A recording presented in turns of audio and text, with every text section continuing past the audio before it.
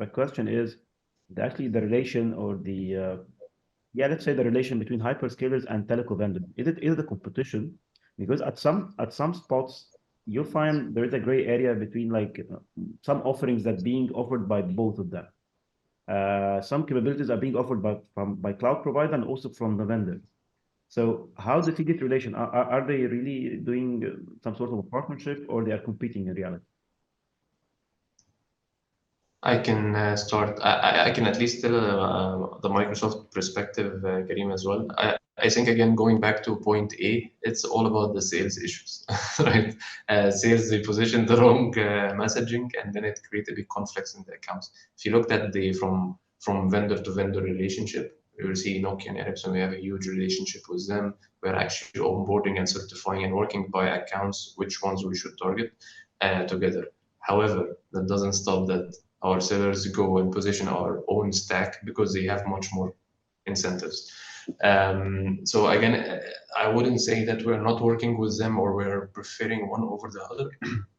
For us as an Azure leads, we're doing whatever that fits the customer strategy. If the customer has that technology already, we'll work and build something around it that can help them evolve it to the extent of the agility and scalability and all of those things. So I wouldn't say it's competition. Again, it depends on, unfortunately, the sales in the field who actually go and even if they are, let's say, working with Ericsson in one of the accounts and another guy who's working from Nokia, he wants to compete. It's driven mainly from, unfortunately, sales rather than technology point of view. But again, from partnership, our strategy is open. We're not building a complete stack. We're building two flavors, first party, third party. It's up to you, Mr. Customer, to prefer whatever you want. So that's basically our message. Makes sense. I would agree with Sharif. It's opportunistic, basically. It's a case by case basis, and depending on the end client, the telco, and what is their preference and the incumbency of that vendor, and et cetera, et cetera. There is a lot of factors that determine the partnership. I think it's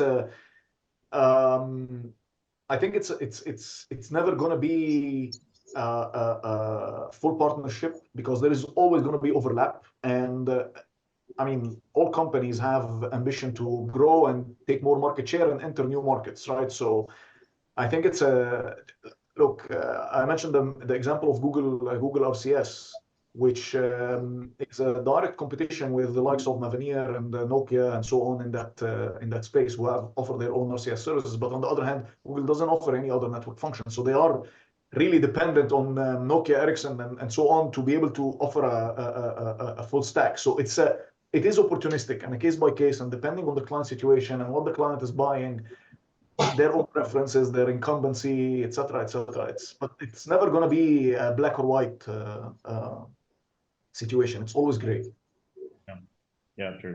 By the way, now I recall when you said like mobile operators or telecos, they are now more keen to focus into the application and into the business use cases rather than doing the infrastructure stuff. So even we saw Nokia, I mean, giving like the infrastructure and software layer to Red Hat. So it seems that that's now even the mindset even for telco vendors. So I'm not sure if you comment about that, but it is happening, right? That's true. Yeah, it's the same mentality, Kareem. Why focus on something that is not my core business, right? Yeah. It's Let me focus on the 5G features and the. Yes, exactly. I will put that more R&D money into something that I have a competitive edge that nobody else is offering, that I can really differentiate in the market, and then leave the other parts to somebody who does it better, and partner or pay them rent. Yeah, and I can give you the example, Kareem, is that.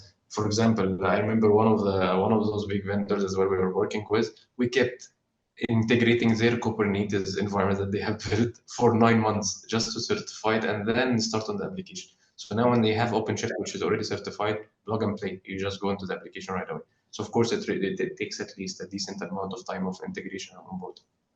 True.